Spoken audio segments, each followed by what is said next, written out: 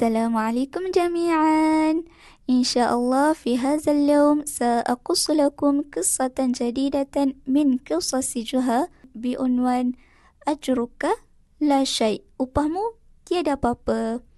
هيا نستمع معا.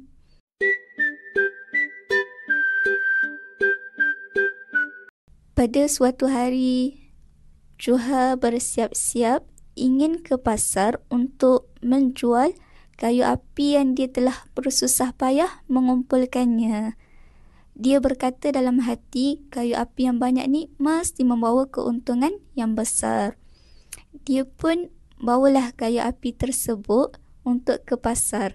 Dalam perjalanannya, dia berjumpa dengan dua orang lelaki yang lalu berhampiran dengannya. Dia pun meminta tolong mereka untuk membawa kayu api yang banyak tu.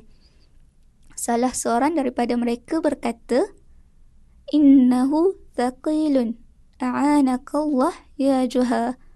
Ia sangat berat. Semoga Allah membantu kamu, wahai Juha. Lepas tu, Juha pun meneruskan perjalanannya. Dalam perjalanannya, Juha tersadung kerana kayu api yang sangat berat dan banyak itu. Juha pun melihat sekelilingnya. Dia ternampak seorang lelaki yang berbadan besar. Dia memanggil lelaki tersebut. Lelaki itu datang menghampirinya. Lalu Juha pun berkata, "Ala tatakarramu bimusa'adati ala jam'il hatabil muba'thari wa hamlihi?" Kamu nak tak tolong aku kutip kayu api yang berterabur ini dan membawanya?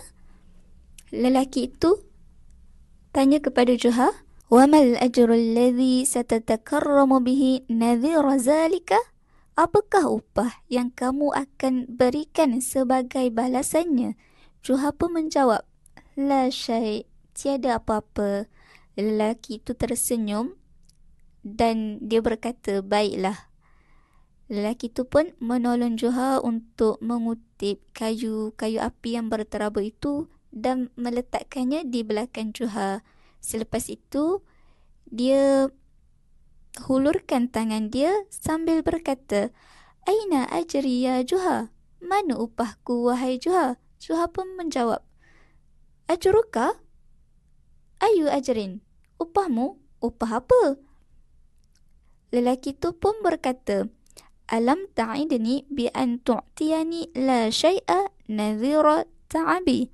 Bukankah kamu berjanji untuk memberiku tiada apa-apa sebagai balasan penat lelahku?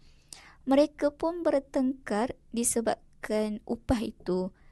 Selepas itu mereka bersetuju untuk berjumpa dengan hakim untuk menyelesaikannya. Selepas hakim mendengar cerita mereka berdua, hakim pun berkata, "Ya Juha, la budda an tu'tiyahu ma wa'adtahu bihi halan." Wahai Juha, engkau wajib memberinya apa yang telah engkau janjikan sekarang juga.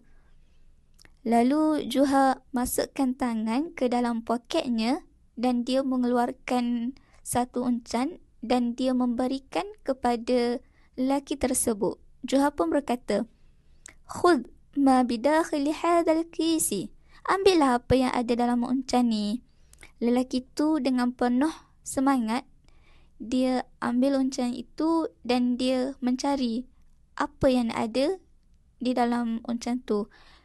Dan lalu dia keluarkan tangannya, dia berkata kepada Juha, "La syai' fil kisi." Tiada apa-apa dalam uncan ni.